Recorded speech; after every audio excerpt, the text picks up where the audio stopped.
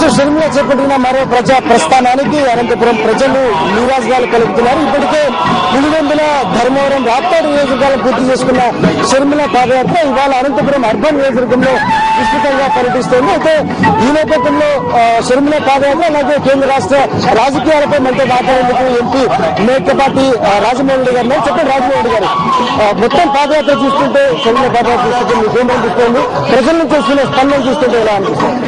ఇది మరో ప్రజా ప్రస్థానం, మరో ప్రపంచం లాగా ఉంది. ప్రజాస్పందన చాలా గొప్పగా ఉంది.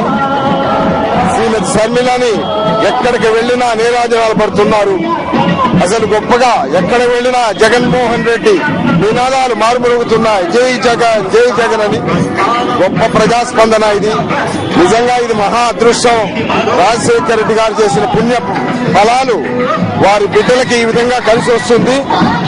ఇది నిజంగా బహుశా ఈ ఆంధ్రప్రదేశ్ చరిత్రలో అన్నడు జరిగినటువంటి సంఘటనలు జరుగుతున్నాయి. నిజంగా చూస్తుంటే వీటిని మహా సంతోషంగా ఉంది. ఒకవైపు వైఎస్ షర్మిల పాదయాత్ర, మరోవైపున చంద్రబాబు నాయుడు పాదయాత్ర, ఈ రెండు చూస్తుంటే మీకేమనిపిస్తుంది? వేర్ ఇస్ ది కంపారిజన్ పోలిక ఎక్కడుంది? ప్రజా విశ్వాసాన్ని కోల్పోయిన వ్యక్తి ఆయన. ప్రజా విశ్వాసం గొప్పగా ఉన్నటువంటి కుటుంబం ఇది.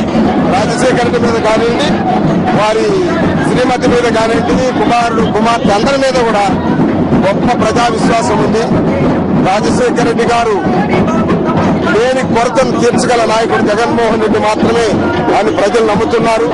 జగన్మోహన్ రెడ్డిని ముఖ్యమంత్రిగా చూసినంత వరకు ఈ ప్రజలు విశ్రమించరు.